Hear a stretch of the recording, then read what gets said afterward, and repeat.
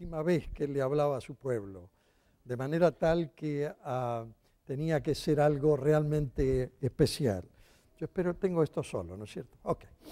Y él comienza con, el Deuteronomio comienza con las palabras de Moisés, acerca de Moisés, y dice que transmitió estas palabras al pueblo de Israel del otro lado del Jordán, en el desierto de Arabá.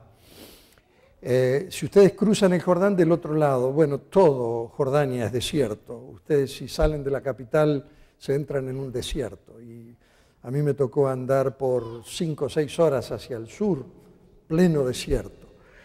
Ellos estaban acampando en ese desierto, quedaba el río Jordán en el medio y del otro lado estaba Canaán, la tierra prometida.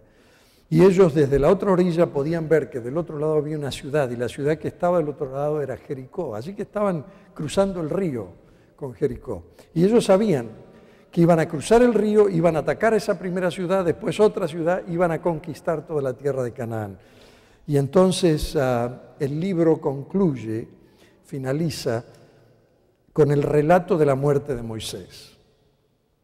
Y por supuesto, yo me imagino que el relato de la muerte de Moisés no lo escribió Moisés, tiene que haberlo escrito posiblemente Josué, que es el que heredó la posición de Moisés, pero nadie sabe. Dice que Dios le ordenó a Moisés que subiera al monte Nebo y que allí él iba a morir. Iba a morir porque sin ver la tierra prometida en persona, él la iba a ver a la distancia nada más, porque él había desobedecido a Dios. Él había golpeado la roca en lugar de haberle hablado a la roca para que saliera agua conforme a como Dios le había dicho. Y nosotros decimos, pero qué cosa, después de 40 años de servicio, ¿por qué Dios hace eso? Que agua salió de todas maneras, ¿qué importa si le habló o le pegó? Oh, importa mucho, porque era una desobediencia a Dios. Y la desobediencia a Dios nos cuesta siempre algo. Por otro lado, Moisés no lo supo, pero arruinó una ilustración preciosa, arruinó una hermosa figura del Antiguo Testamento, porque la roca es el símbolo de Cristo. Y Cristo solamente una vez fue golpeado, fue muerto, ¿no es cierto? De manera tal que cuando Él golpeó 2 veces la roca, arruinó la ilustración. Ya no la podemos usar más como la roca que fue herida, que murió, ¿no es cierto? Y que dio el agua de la vida. Esa sería una ilustración preciosa. Moisés la arruinó con ese gesto de desobediencia. ¿Y cuántas veces nosotros somos desobedientes? Se nos pide algo y hacemos justamente lo contrario. Y a veces invocamos cosas que no tendríamos que invocar para hacer lo contrario, pero lo hacemos y creemos que estamos actuando bien cuando no estamos actuando bien. Pero debido a su desobediencia fue que él tuvo que morir, porque físicamente él estaba perfecto. No había nada en su físico de deterioro que lo llevara a morir. Pero él subió al monte conforme a la petición de Dios, alcanzó a ver la tierra prometida y murió. Y cuando murió, dice la palabra de Dios, que Dios lo enterró. En realidad, la señora White aclara de que fueron los ángeles que enterraron a Moisés. Y nadie hasta el día de hoy sabe dónde estuvo la tumba de él, por suerte, porque si no los judíos irían en peregrinación todos los años a ese lugar y le rendirían culto y adoración a ese lugar donde Moisés murió, porque fue el gran líder del pueblo. Pero poco tiempo después Dios lo llevó a habitar en el cielo, nosotros sabemos, y él está con vida en el cielo, con un cuerpo glorificado. Ahora, ningún ser humano sabe dónde está la tumba, ni nunca lo sabrá. Sin embargo, antes de ir a morir, Moisés predica este mensaje al final de 40 años de peregrinar por el desierto, de vagar por el desierto. Y qué sermón, mis hermanos. Este pueblo era una nueva generación, porque todos los viejos ya habían muerto. Cuando algunos de ellos habían caminado por el desierto unos pocos años, nada más. Pero la mayoría era toda una nueva generación.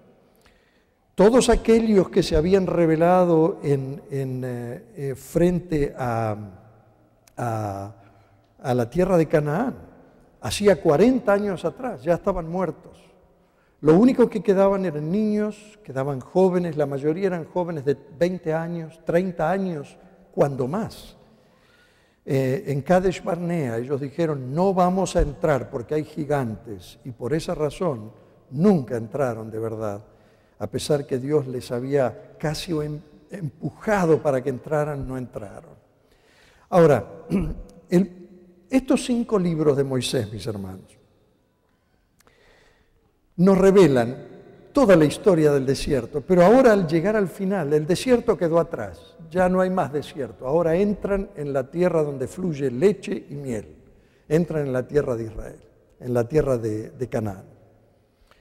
Estos 5 libros de Moisés son lo que nosotros podríamos llamar las ayudas visuales de Dios, las fotografías de Dios, empleadas para demostrarnos a nosotros lo que nos sucede a nosotros en nuestra vida espiritual. Es una ilustración de lo que nos sucede a cada uno de nosotros. El peregrinar del pueblo desde Egipto, que era lugar de esclavitud, hasta la tierra de Canaán, es nuestra experiencia. Cuando salimos del mundo, transitamos por el desierto de este mundo y finalmente encontramos Canaán, que es entrar en las cosas hermosas de Dios. Ahora, estas ilustraciones reproducen exactamente los mismos problemas que nosotros enfrentamos, reproducen los mismos obstáculos que tenemos que ver a diario, enfrentaron enemigos como nos tocan enfrentar a nosotros, las mismas victorias que encontramos nosotros en nuestro peregrinar, ellos también la encontraron en su peregrinar.